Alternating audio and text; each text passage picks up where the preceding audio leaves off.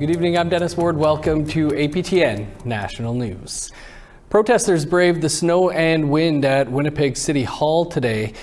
They were there to demand immediate closure of the city's Brady landfill to search for the victims of an alleged serial killer. The action comes a day after Manitoba chiefs announced the federal government will pay for a feasibility study for the potential search of another privately owned landfill. APTN's Leanne Sanders has more. Protesters showed up with hand drums and voices raised, saying that they'll continue to blockade the Brady Road landfill until it is shut down. Organizers believe the remains of 3 Indigenous women are in the city's Brady Road landfill, not the privately run Prairie Green. Even with the pledge of support from the federal government, Morgan Harris's daughter Elle is skeptical. But I doubt it's going to happen because it's the city. They're white, we're native, and they don't give a shit about us. They don't. If we have to keep coming out for these rallies and all these protesting, all this bull, and they're saying all this shit, that's obviously not going to happen. It's just, they say they care, but they don't. Because if they cared, we wouldn't have to be coming out for these rallies. We wouldn't have to be protesting about finding our mother's body. I bet you if she wasn't native and she was white, they'd be looking for her right away. Harris's cousin, meanwhile, echoed the calls to shut down the Brady landfill operated by the city. They're continuing to dump there. There's garbage trucks going in and out every single day.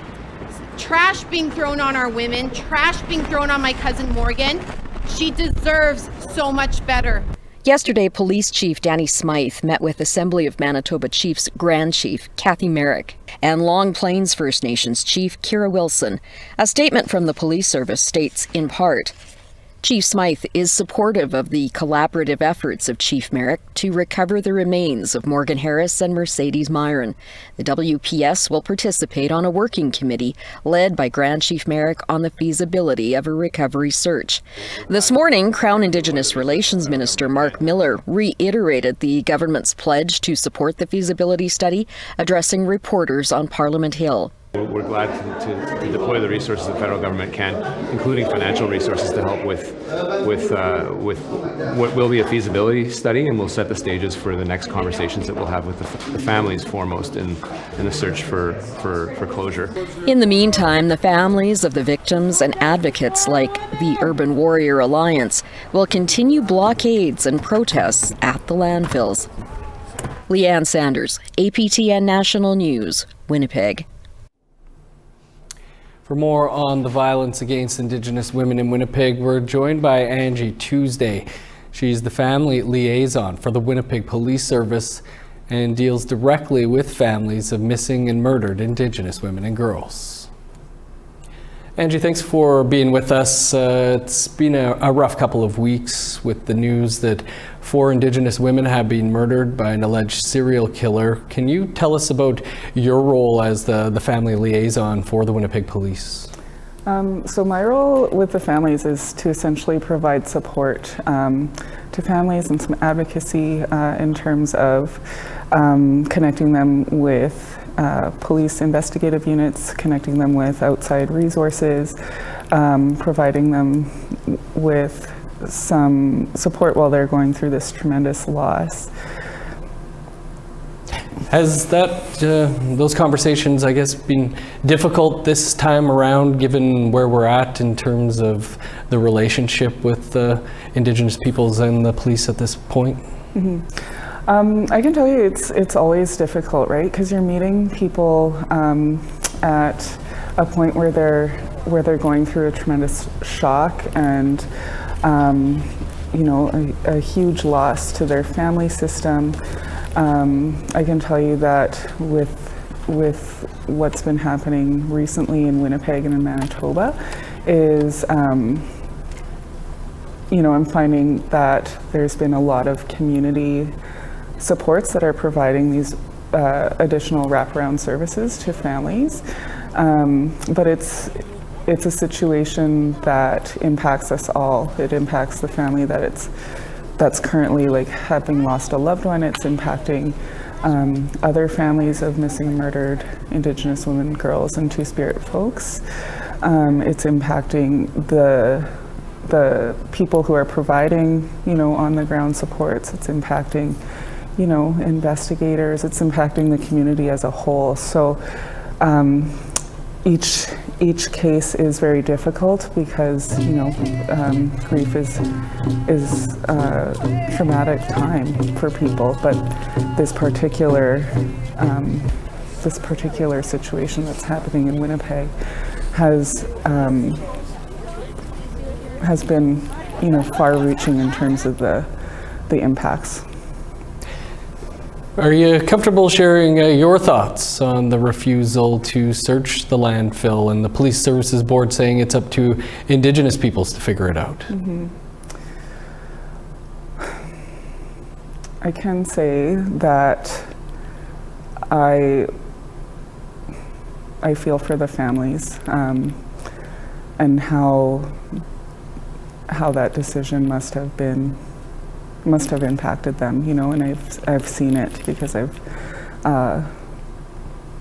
been able to walk a little bit of that journey with them, and it's something that weighs on us. It's something that I wouldn't want to be in the position to have to make a decision like that, and I just feel for the families. I think that's all I can really say on that. This is difficult work that you do that clearly has an impact on you. Mm-hmm. Well, why was this a role that you wanted to take on? It's kind of a long story. So when I was 16, I lost my sister to violence. She was a victim of a domestic homicide. And so, at that point, I became a spokesperson for my family and advocating for my family. I've been through that court process, although in a different way from other families, right? But that's led me to this road of supporting other families who are going through loss, supporting other families through the court process.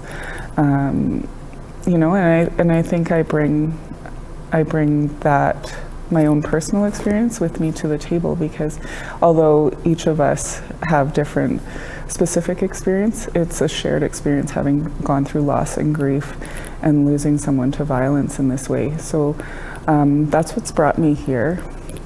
I also know that there's a need for my position within the police service, and I think there's a desire for those investigators in those different units to be able to learn more about the role that I play, learn more about how I connect with communities and engage with families, in hopes of improving their own relationships later on. I think there's a big interest and a need, definitely, for that to continue. Angie, we'll have to leave it there, but appreciate you sharing and joining us today in the work that you do. You can watch an extended version of our interview with Angie Tuesday over on our APTN News YouTube page. The Standing Committee on the Status of Women released a report on violence committed against Indigenous women by workers in the resource industry. The report is specific about why such violence shouldn't be happening, but vague on what consequences there are for companies whose employees perpetrate the violence. APTN's Fraser Needham has that story. There appears to be consensus amongst all the federal parties in Canada. Violence against Indigenous women near resource extraction projects needs to stop immediately.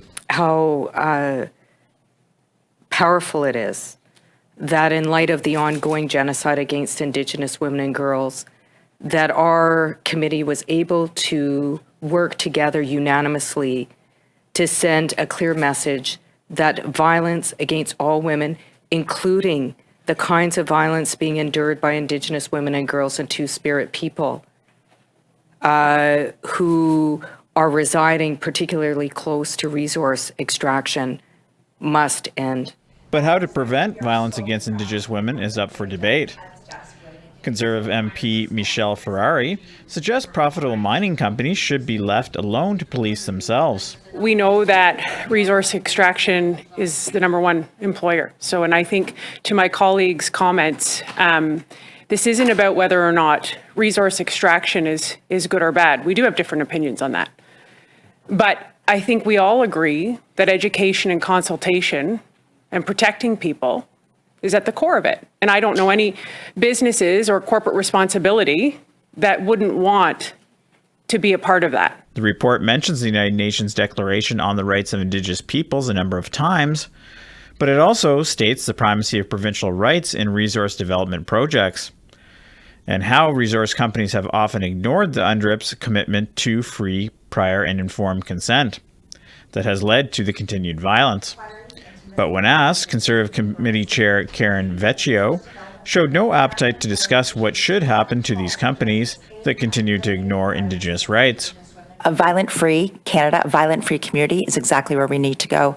So with all the questions that you're asking about UNDRIP, I recognize where you're coming, but I look at this very specifically, that when it comes regarding the violence, that there has to be a no-holds-barred, that we cannot allow this to happen. Liberal MP Sonia Sidhu had this to add. You know, there should be zero tolerance, and we did all unanimously. Beside the partisan, we all came together. So that is why the recommendation there, and the government is committed to do, and we'll continue to do that work. So there should be no violence, no women and girls, except for what happened in the last week in Manitoba. But when it comes to ongoing violence against Indigenous women as the result of resource development projects, what should and what does often happen appear to be two very different things. Fraser Needham, APTN National News, Ottawa. It's been 2 years since the Yukon released its response to the National Inquiry's report into missing and murdered Indigenous women, girls, and Two-Spirit Plus people in Canada. Now it has a new document in place that will further guide the Territory in its mission to end the violence once and for all. Our reporter Sarah Connors has that story. On Tuesday, the Yukon government unveiled a new document detailing priorities for its strategy on missing and murdered Indigenous women, girls, and Two-Spirit Plus people. We witnessed so much horrific violence to our Indigenous women. The document builds on the Territory's MMIWG2S+ strategy released in December of 2020. It includes 12 priority actions the Territory will focus on, such as community safety and affordable housing. 2 new actions are also included, like improving communication and transportation services across the Territory. Yukon Advisory Committee co-chair Anne Maja-Rader says it can be dangerous for women to travel between communities because there's no safe ride options. We're about looking at what's out there, what do we have, and hopefully put something in place so that'll provide more safety. Jeannie McLean is the committee's co-chair and the minister responsible for the Women and Gender Equity Directorate. She says the strategy is intended to be a living document and will change as the committee's work progresses. We wanted to build a strategy that was long and enduring, that would endure the test of time, and that it would be a living document that we could bring back and review and hold all governments accountable. The committee will complete a joint implementation plan which will be unveiled next year. All actions in the document are expected to be completed within 15 years. What do I want to see in 15 years? Wow. You know, the ending of violence against our Indigenous women. Sarah Connors, APTN National News, Carcross.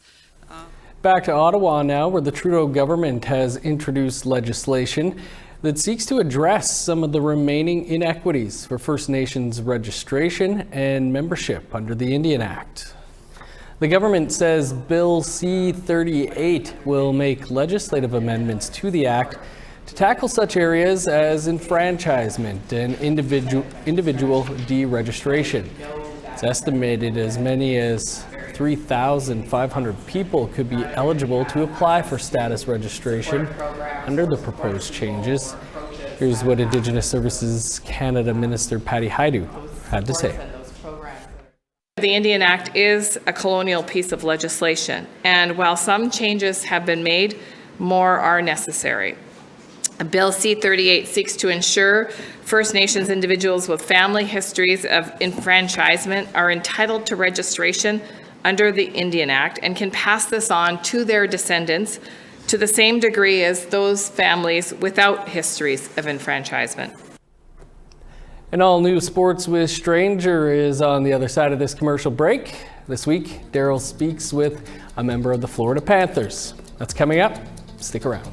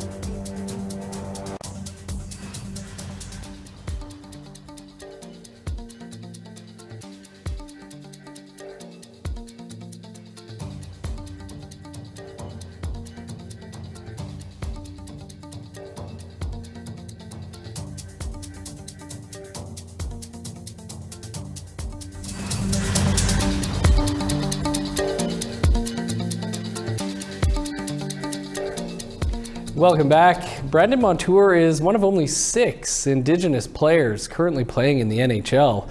The Florida Panthers defenseman from Six Nations of the Grand River in Ontario spoke with our Daryl Stranger about his season so far, how lacrosse played a big part in where he's at today, and why giving back to Indigenous youth is so important to him. So I'm here with Florida Panthers defenseman Brandon Montour. Brandon, thanks for taking some time with us today. So we're here talking about a bit of the Brian Trottier APTN Most Valuable Indigenous Player Award. And I mean, you just got the stick for the first time. You saw it in your hands and held it, right? So I mean, the award just really epitomizes a lot of work off the ice as well as on the ice. So I mean, just what does it mean for you to be recognized with that award? It's huge. I think, I take pride, like I said earlier, off the ice. Obviously, the work, that I put on the ice. That's what people see, but a lot of people don't know that I take pride in going to different areas around Canada or the U.S. If I have time in the summers, and just checking in and seeing how different reserves are, different kids, and then I have a golf tournament back home that me and one of my good buddies back home have, and we just try to get back to the community as much as we can. Obviously, what they have given us, in our careers and our life, we like to give that back, or as much as we can. Well, and why is that so important to you to go around, not only just in your community, but I mean, you've been up to the Yukon, right? Like, I mean, you go everywhere. Why is that so important to you? No, it's a cool experience. Obviously you get different lifestyles. I've just had, obviously everything I needed as a kid with my two parents. I have two brothers as well, and we, got everything. And a lot of these places, especially up north in the Yukon, like you were saying, a lot of the kids don't have much, or they didn't even have an arena. They had like they kind of made as much as they can, with no ice, and just a place to run around. Pretty much, and that's experience things like that, and you talk to these kids and see what their how their lives are, or what you can help in ways that they might not understand now, but in the future, and anytime I can give back in that way and have a chance to travel like that in the summers, I definitely do that. And you're one of, I think it's 6 Indigenous NHL players in the NHL right now. Number seems kind of low if you think about it, and all the great skilled players that are out there that are Indigenous. What do you think could maybe be done to bring that number up, even just a few in the next few years? Yeah, I don't know if it's my experience, even from back home. There's a lot of talented players that can't get out of their comfort zone. I think that could be an issue. But I don't know, I think it's one of those things where, you get a chance to go play or leave home, or experience different leagues, or, competitive leagues where you might not be the best player, and you might not be used to that. And I think that's just the big thing, is kind of trying to get that experience.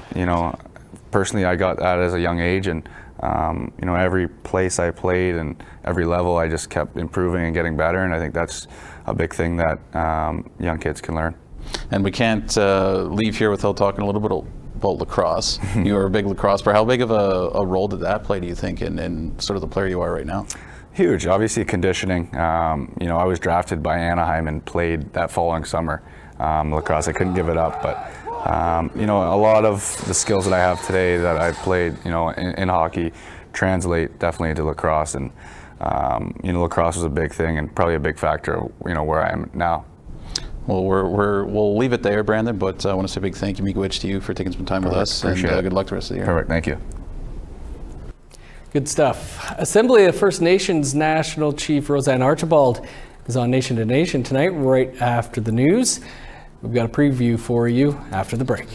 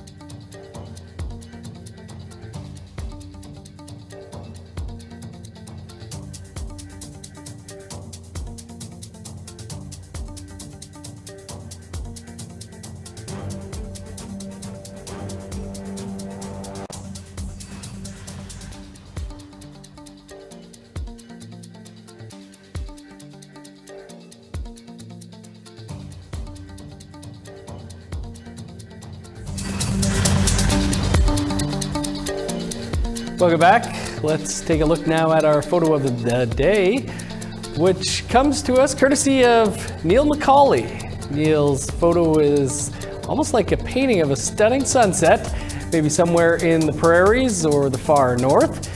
When you send your photos to share@aptn.ca, don't forget to include as many details as possible, as we sure do appreciate it. Now let's take a look at tomorrow's weather forecast. Starting on the east coast, +3 in Halifax, cloudy and 1 above in Charlottetown. 8 below in Kuujjuaq, -4 for Nain. +1 with snow in Montreal, 3 below in Chibougamau. +1 with snow in Sault Ste. Marie, flurries and -1 in North Bay. Snow and +1 for Thunder Bay, -1 and snow in Sioux Lookout. 11 below in God's Lake, snow and -16 for Norway House. -2 with snow in Winnipeg, 9 below with snow in Dauphin. Snow and -17 for Regina, -15 with flurries in Saskatoon, -15 in La Ronge, 20 below in Stony Rapids. In northern Alberta, -21 with snow in Fort Chip, 11 below and flurries in Fort Mac. -1 with snow in Edmonton, 4 below in Lethbridge. +4 in Vancouver, cloudy and 5 for Victoria. -7 with snow in Prince George, 8 below in Smithers. -28 in Old Crow, 39 below in Mayo. -19 with snow in Yellowknife, 21 below in Norman Wells. -21 and snow for Sax Harbor, flurries and 19 below in Paulituck. -27 in Whale Cove, 21 below in Baker Lake. -20 with snow in Resolute, 17 below and flurries in Igloolik.